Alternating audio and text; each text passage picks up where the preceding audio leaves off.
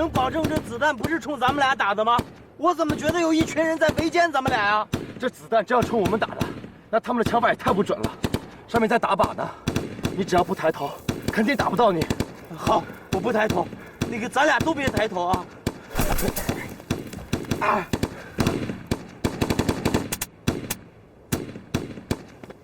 旅长，他们这么厉害，怎么会在靶场工作啊？你呀，可别小看了这2个老兵啊！左边这个呢叫做钮光，右边这个呢叫刘小山。这2个老兵啊，以前立功无数，个顶个的风云人物。可惜啊，后来都受了点伤，参加不了那些高难度的训练了。本来呢，旅里想安排他们做一些清闲的工作，嘿，一个比一个犟，谁都不去。没办法，只好把他们安排在这儿当教练员。平时呢，做一些数据监测和技术考核方面的工作，倒也闲不住。那真是太可惜了。旅长，他们是怎么受的伤啊？马尔斯国际侦察兵大赛，都伤在腿上，平时走路呢看不出来，一跑步就不行了。马尔斯国际侦察兵大赛。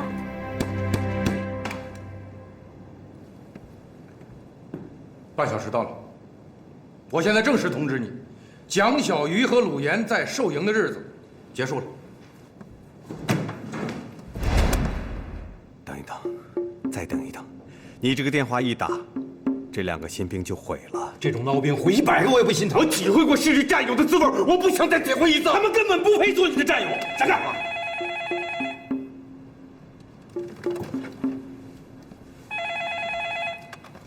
喂，找到了吗？旅长。是，我知道了。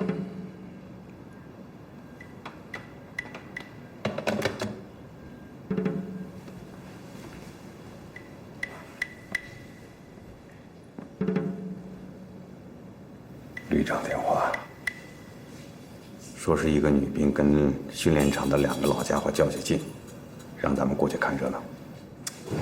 旅长旅长要知道蒋小鱼和鲁岩这事儿，他就没这个兴致了。哎呀，这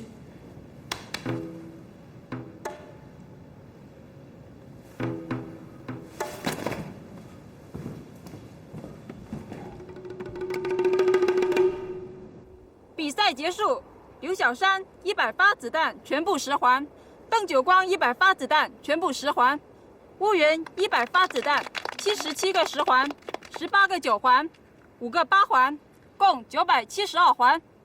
姑娘，打得不错，减去我们俩让你的那29环，你还赢我们俩1环呢。说了不用你们让，输了就是输了。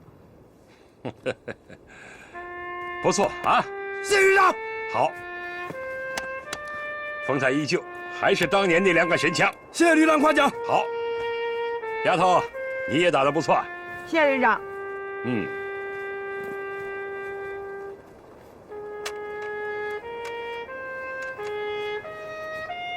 这枪以后啊，就归你专用了。谢旅长。嗯。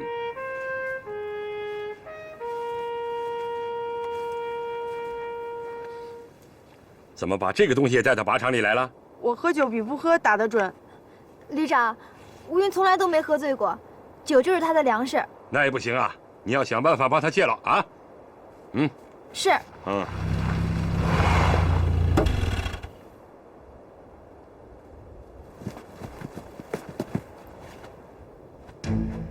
报告旅长，受营全体到位，请指示。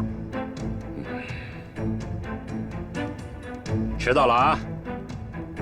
既然来了，也不能让你们白来。邓九光到，刘小山到，来给他们露2手，免得成天牛哄哄的。是。旅长，我们打啥？有啥打啥。喏，对面就是敌人阵地，放开了打。是。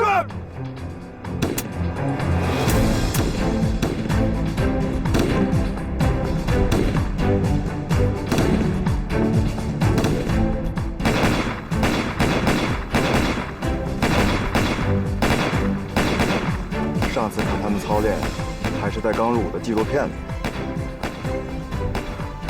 果然厉害。当年侦察兵大队的传说，鳄鱼和影子，他们的腿要是不受伤，我们根本不值得一提。刘爷，不对呀，他们是不是发现咱们了，知道咱俩猫在这儿，故意往这儿打的？听我的没错，老老实实待着，不会有事儿的。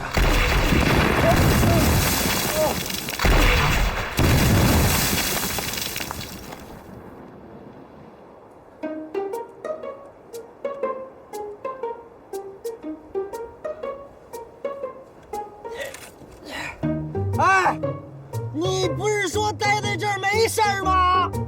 你说什么？你不是说待在这儿没事儿吗？我听不见。你不是说待在这儿没事儿吗？他们疯了吧？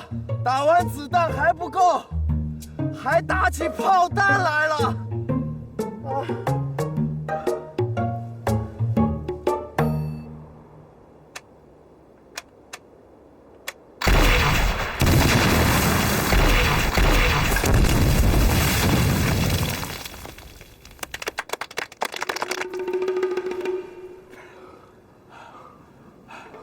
不行了，咱们这脑袋可不是炮弹的个儿，留得青山在，不怕没柴烧。咱们投降吧。就这么投降了，我们不是前功尽弃了吗？不行，好不容易逃出来的，好马也不吃回头草啊！再不投降，命就没了。不行，入伍没几天，我宁可被名正言顺的开除，也不愿意做一个投降的兵啊！你猫在这儿，让自己人的炮弹炸死就光荣了。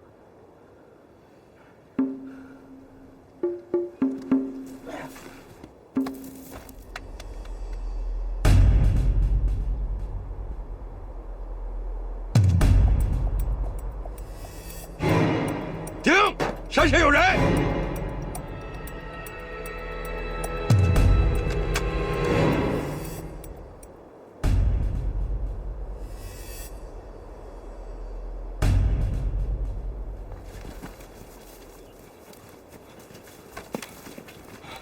龙队，吴教官，我们可算是找着组织了。这是哪儿的兵啊？报告首长。报告旅长，受营的新兵。受营的兵跑这干什么来了？报告旅长，1个小时前刚刚清过场的，你们是怎么溜进来的？我们看见那儿没人，我们就……队长，对不起，我们跟首长们说实话吧，各位首长，都是我不对，我隐瞒了大伙儿。其实吧，其实什么？其实他有病。病？有什么病？梦游。梦游？对，严重的梦游。从我跟他一宿舍的第1天起，我就发现了。哎，八班长，你想想，以前你有没有见过鲁岩自己大半夜的在操场跑圈？啊，好像是有这事儿。那就是他在梦游啊！我开始也以为他在给自己加练，可第2天一问，人家说根本没那么回事儿。后来我就发现，这小子经常后半夜迷迷糊糊的出去乱转悠，不是瞎溜达，就是跑圈。有一天晚上，他把我们全班人的鞋都扔到房顶上去了。第2天集合，我们差点集体迟到。昨天晚上我又发现他起来了，我怕他一个人出去乱转伤了自己，我又不敢叫醒他。听说梦游的人，你一叫醒了他就疯了，我就只能跟着他，他走到哪儿我跟到哪儿。他出了院子，我也出了院子；他爬上装备车，我也爬上装备车。结果就阴差阳错的到这儿来了。直到刚才你们打枪开炮，这家伙才算是睡醒啊。那个吴教官，这真的是我不好。本来我早就想跟您说他梦游的事儿，可是我怕您知道他这毛病，就得让他走，所以我就一直没敢说。龙队，您大老远的把我们招进来的，我们练的都挺辛苦的，总不能因为这点小事儿就毁了我们的前程吧？龙队，您大人不计小人过，就原谅我们这回。我保证，以后我看好他，不让他半夜再瞎跑了。是这样吗？旅长，报告旅长，应该是这样。应该是这样？什么叫应该是这样？你们俩是干什么吃的？新兵的身体情况一点都不了解，今天多危险呢！出了事怎么办？我告诉你们，如果今天出了事儿，看我怎么收拾你们俩。是旅长，出了事收拾我们。另外，我们回去挨个摸底，看看还有没有梦游的了。小姐，到。你不是学过医吗？学过。回头给这个兵好好看看，免得晚上瞎溜达。是。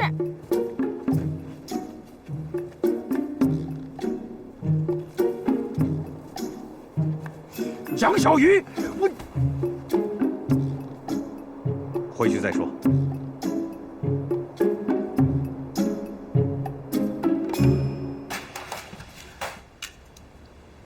姑娘，忘记什么东西了吗？你俩住这儿？对啊。一直住这儿？不住这儿，你给我们俩找个地方啊。住这儿就好了。今天我第一次用这种狙击枪，不熟悉。等我熟了之后，还会回来找你们比的。比枪就算了，比酒还可以。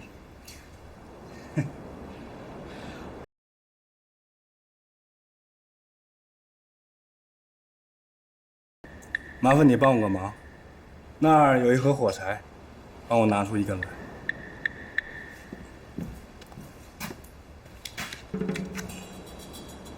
干什么？你帮我把火柴的大头朝上，插到外边的那个栏杆上。老邓又卖火柴了。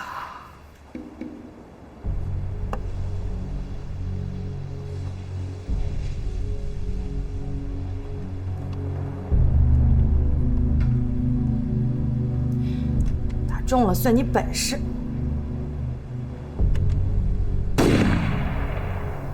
何况你没打中。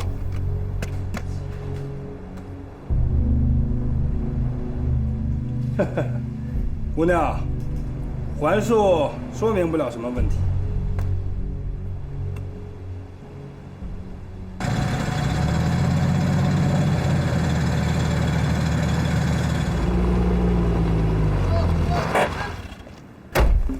张小鱼、陆岩，都给我滚起来！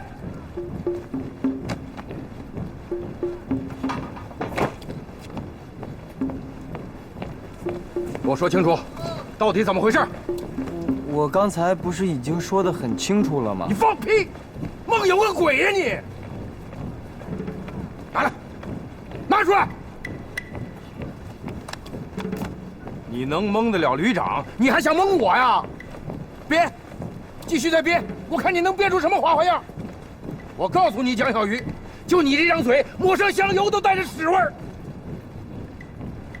长本事了你们，还跑到靶场去！要不是打火箭弹，还不出来是吧？这火箭弹就应该砸到你们俩头上！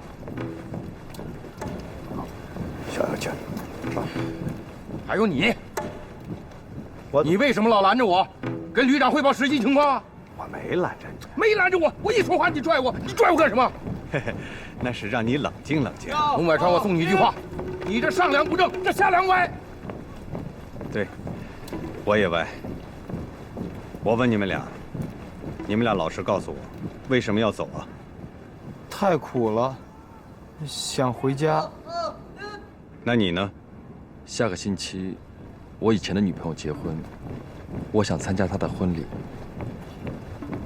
都很合理，但是，在寿营这个理由不成立。今后发落吧。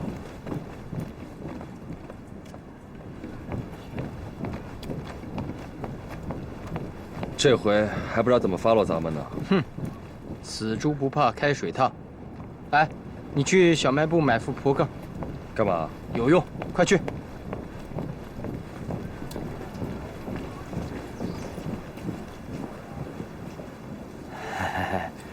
那个，大班长，对不起啊，我知道错了。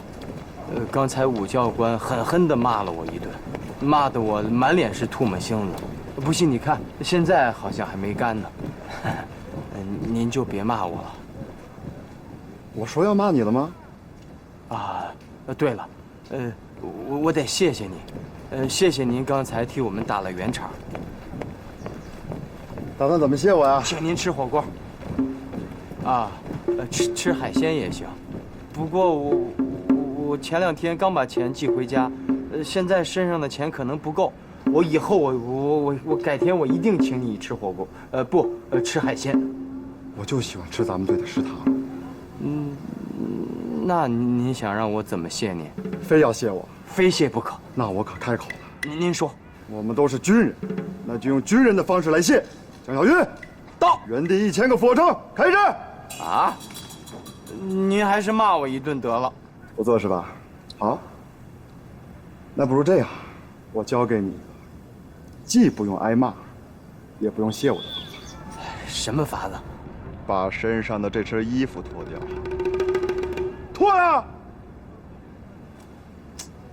大班长，刚才我已经跟你说对不起。别跟我说对不起，你没有对不起我，你对不起是你自己，是中国海军陆战队的这个称号，是你们身上的这身衣服，因为你们不配。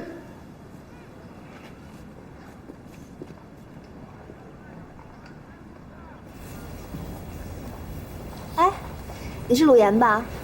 你好，我是崔杰。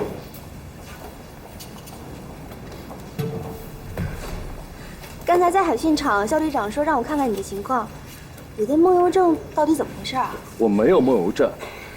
哎，我们见过。对啊，我们是见过。那天在这儿见过，你忘了？那天多亏遇见你呢。哦，谢谢你替我付的1块钱啊。哦，还是这么烦。哎。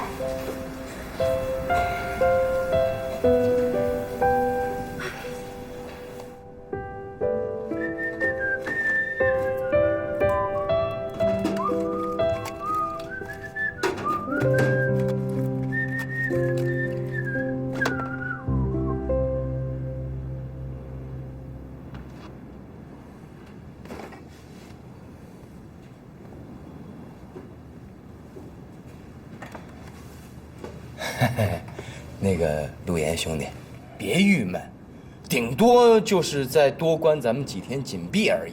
哎，我跟你说，我把你买的这副新扑克，我给它塞到香皂盒里，他们肯定发现不了。哎，关咱们3月咱都不怕，我天天陪你打扑克，行吧？谁怕了？啊？江宇、陆岩，到，收拾好你们的东西，跟我走。还用您说？我早就收拾好了。那个换洗衣服、脸盆、牙膏、牙刷，牙膏我带了3支，够用半年的。怎么着？你们还想回来？我是让你们收拾好所有行李。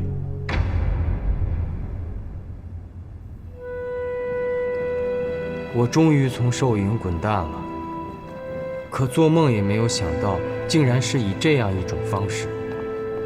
再见了，要人命的起床哨；再见了，跑不完的武装越野；再见了，战友们的歌声。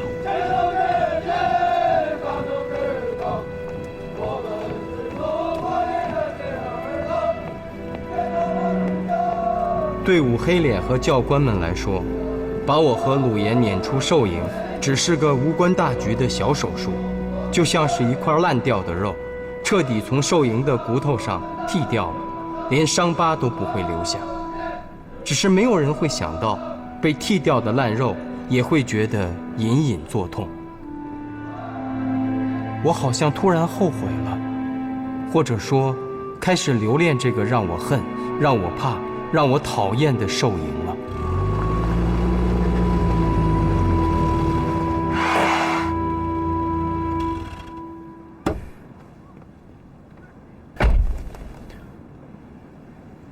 龙叔，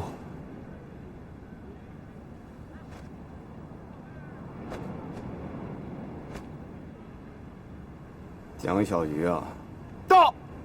陆岩，到！把你们手上的东西放下来。是是。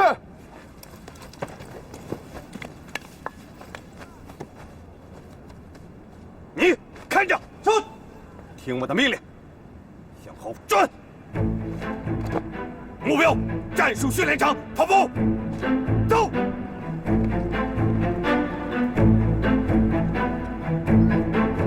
立定。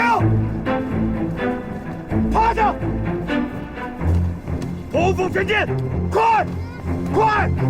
江小鱼，龙岩，你们两个就真的要这样走吗？你舍得你们的战友吗？啊！别忘了，你们这样走就永远抬不起头。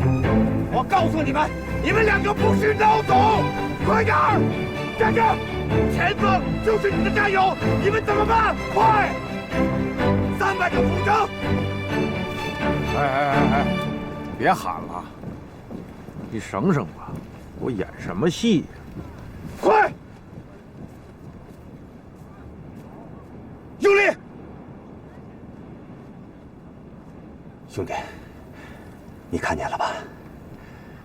当初他们俩是我招来的，我招他们的时候觉得他们是个好兵，我现在依然觉得他们是个好兵。我说你没用，这是原则。闪开，闪开，闪开！就不能听听我的建议吗？真没用，他们一个有得快，一个能憋气，这是他们的特长。再给他们一个机会。游得快，会憋气，有什么用啊？啊，那是天赋，不是战斗力。我说龙百川，你平时挺有原则的，怎么了？今天为了2个孬兵，你值吗？值。如果我当初再游得快一点，我再能憋一口气，303潜艇就不是这样的一个结果。铁子，你的亲弟弟，我的好战友，也不会牺牲。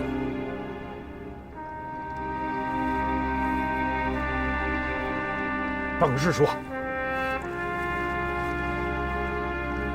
再加200个！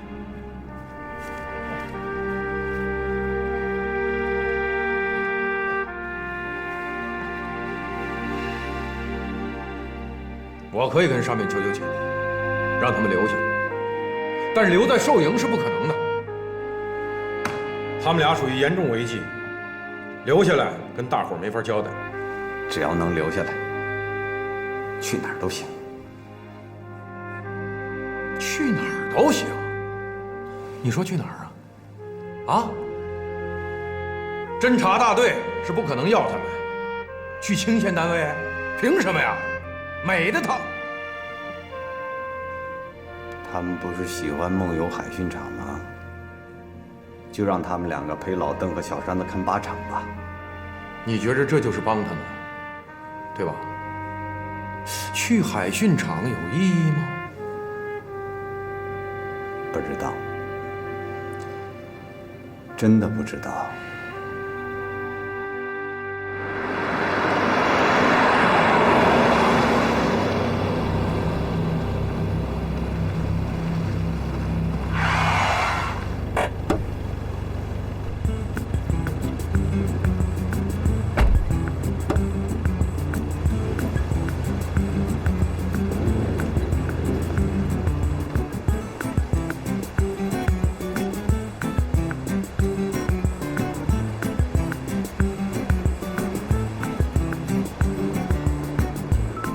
绝对的阳光海景房啊！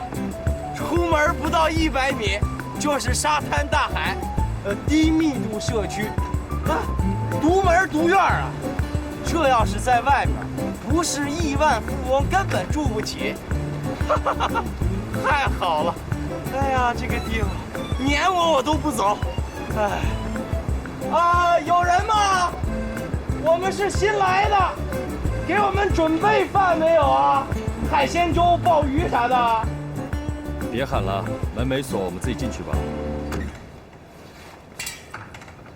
哟，真没人哎，那房子还挺大。嘿嘿嘿嘿嘿，哎。你知道我们在这儿看场子的任务是什么吗？念。设备清洁与保养，训练人员食物供给，海滩垃圾清理。哎，你咋不念了？我觉得还挺丰富的。什么鸟不拉屎的地方，待在这儿还不如直接开除，没有什么梦想可言。兄弟，我觉得这儿挺好的啊，不用演习，不用训练，不用整天出一身臭汗。等部队来这儿训练呢，咱们就伺候伺候人家他们不来训练，咱们就伺候自己，多舒坦。可你这一生都窝在这种地方，毫无意义啊！幸福和意义有关系吗，兄弟？没关系，自己弄高兴了就行。哎，你干嘛？别乱翻别人的东西。看一个人柜子里装了什么，就能知道他是一个什么样的人。我先对他有个初步的了解。你也够无聊的。哎呀，哎，陆岩，这个人爱看书哎，不过格调不高，老看这种书，脑袋都僵了。哪天我把那个《登我事迹》的那个报纸给他拿来看看，让他们学习学习。这都什么书？哎，那个这个人啊，东西摆得挺齐整，说明这个人生活很有规律，但是也很枯燥。那柜子里连副扑克都没有，活着还有什么乐趣？哟！哎，陆岩，你看，这是什么？你英文好，给我翻译翻译。2000年马尔斯国际侦察兵大赛2等奖，刘小山。啊？马尔斯国际侦察兵大赛，难道这海训场也有高人？不能吧？这要是真奖杯，早都交到队里去了。获胜者是可以复制一个奖杯作为纪念的，是吧？不对，那个巴朗啊跟我说过，这个马尔斯国际侦察兵大赛那是什么比赛？兵王之王的比赛，获奖者那都是1人之下、万人之上的人物，怎么可能留在海训场呢？再说了，这要是真奖杯，那肯定得放在桌子最显眼的地方，每天早上还得上3炷香，它怎么可能放在柜子里呢？我现在对我们这个新战友有了一个初步的判断，这就是一个迂腐、一个没有情调的人，一个顽固不化的妄想症患者。哎，我呀，都能给你形容出来，这个人每天干什么。白天他就看那些半懂不懂的书打发日子，到了晚上，他把门关上，幻想着自己看着5星红旗冉冉升起，嘴里默默地跟着唱着国歌。我们万众一心，冒着敌人的炮火，前进，前进，前进进！哎，还有获奖感言呢。谢谢大家。作为一名人民解放军战士，此刻我感到无比的骄傲和自豪。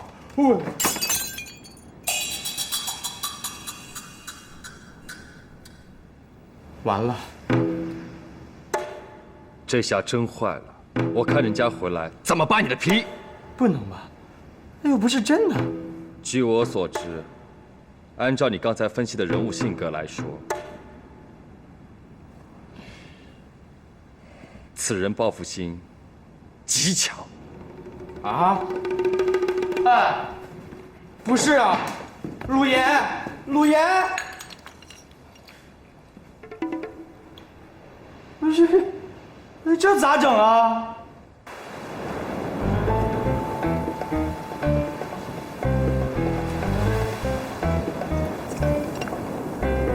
哎，你这是要干嘛呀？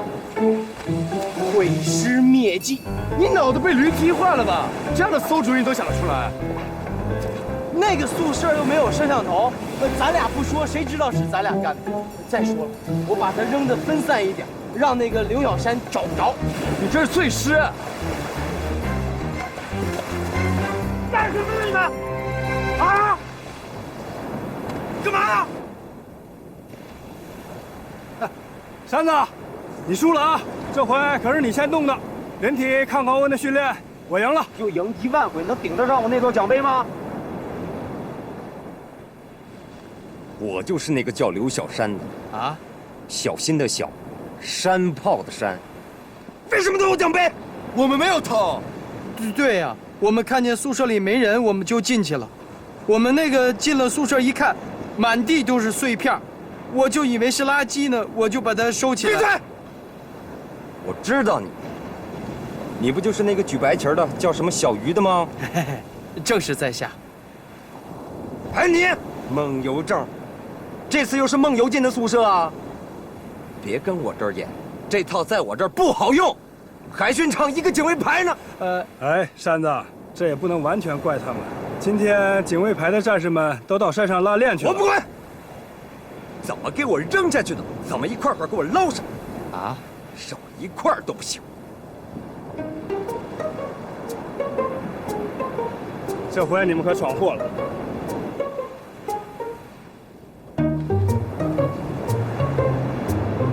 咋整？你说呢？捞。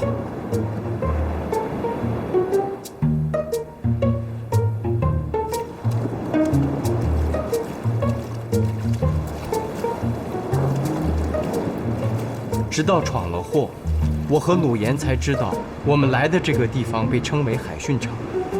到海训场的头一天，我和鲁岩干的就是在冰冷的海水里寻找被我摔碎了的奖杯，直到深夜。可是不管我们怎么找，那奖杯上的一个五角星就好像被海水融化了一样，没了踪影。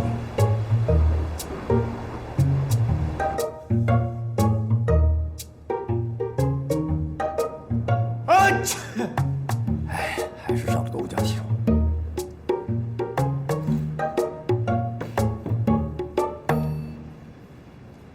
你们武教官跟我打过招呼了，本来呢，今天晚上想给你们搞个欢迎仪式，不过现在看来也没这个必要了。初次见面，你们俩让我很难忘啊，都不是省油的灯哈。我挺省油的，尤其是你。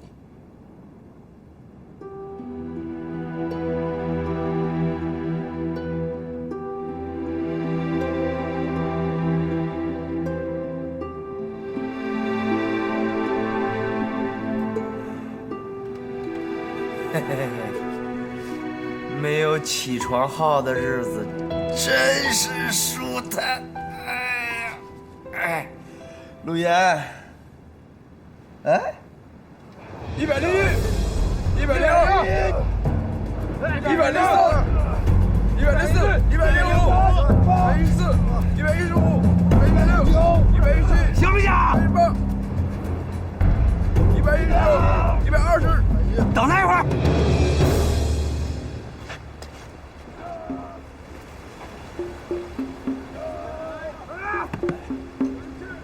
那个鲁岩兄弟，吃早饭了吗？这俩老兵也太不像话了，那咋不给咱俩准备早餐呢？咱俩要求也不高，就来杯牛奶，来2片面包，再来个火腿啥的就得了。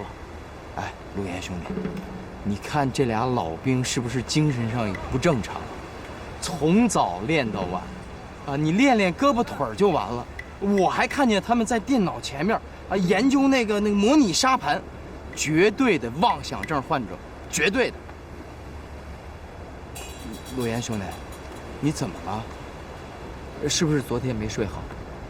哦，我知道了，你是因为那个请柬的事儿还在闹心吧？你一大早起来，你烦不烦呀？我明白，那个从寿营被贬到这儿来看场子。你高贵的灵魂有点接受不了。我再跟你说一遍，你给我滚开！有多远给我滚多远！鲁岩兄弟啊，你可不能自己这么为难自己。咱们这海训场一共就这么几个人，已经有俩精神不正常的了。你要是再不正常，我这日子可没法过了。杨玉，做饭去！啊？做饭，好不好？我刚才对伙食的要求是不是有点高啊？让我做饭。小炒肉来了。看着就食欲啊。今天特别对蒋宇同志指出表扬，确实不错，比我都好，所以以后做饭的活你的了。啊？为什么呀？什么为什么？对，吃。要不下去给我捞碎片去。我还是做饭吧，我做啊。毛病。老邓，上次那场军演，蓝军败就败在装甲部队的机动能力上。如果装甲部队的火力进攻能够早到半分钟，很可能这个局势就会改变。那个，我有个提议，那个咱们吃完饭以后斗2把地主怎么样？牌我都买好了。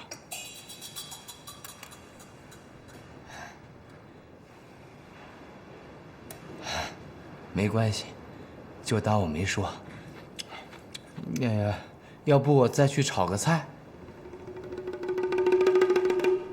炒一个。丢人！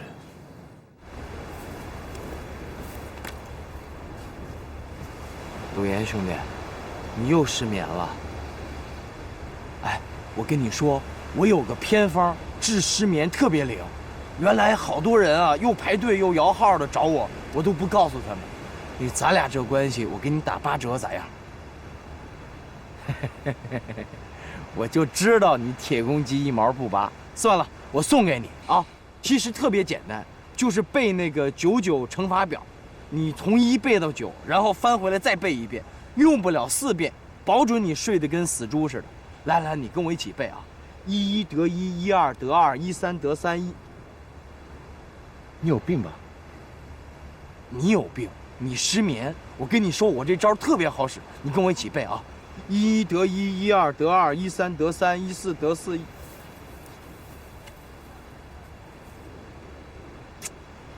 哎呀，这可咋办呀？得给他整点药。情况就是这么一个情况，我就好像忘了怎么睡觉了似的，怎么着都睡不着。而且食欲特别差。那你最近是不是有什么烦心事呢？我都张不开嘴跟您说，我有个女朋友叫米兰，我们俩都好了6年了，感情一直都挺好的。前2天，她突然给我写了封信，说让我去参加她的婚礼，她居然要嫁给我最好的一个朋友。你说这叫什么朋友啊？我本来都已经想好了，攒钱买房子跟他结婚的。这下可好，我攒的钱正好给他随份子了。这叫什么事儿啊？我这些天心里边特别纠结，我就觉得吧，我这命运特别悲催，我自己都特别可怜我自己。大夫，你看我都这样了，能不能给我开点药啊？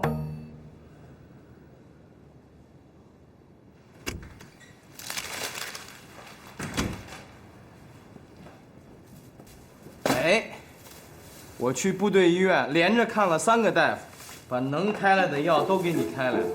人世间啊，有千百种药，总有一种能治你的失眠。你再不行，我就去给你找孟婆汤去。你别以为我是为你好，我是为了把你失眠治好了，好陪我打牌。教员，鲁岩，去叫他们。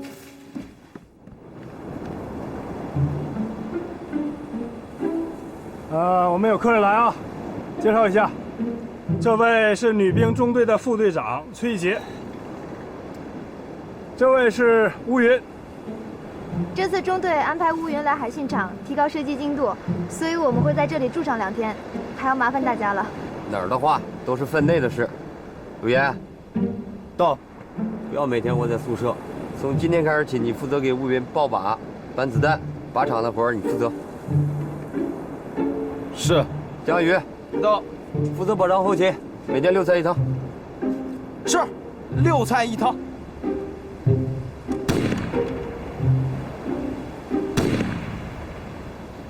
7环，再来。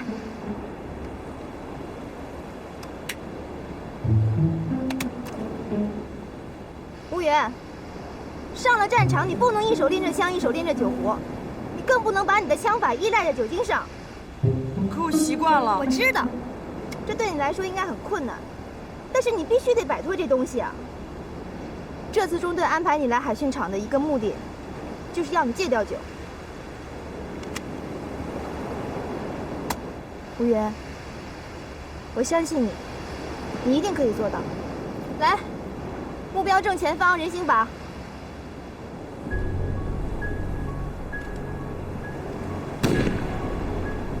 再来，再来。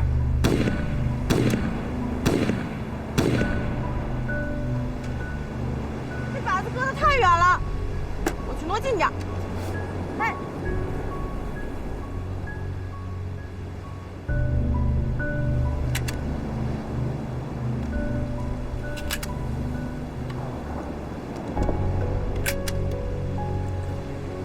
鲁言，给。用不着。鲁言，我是一个非常有原则的人，欠别人钱我是一定要还的。给。我没零钱。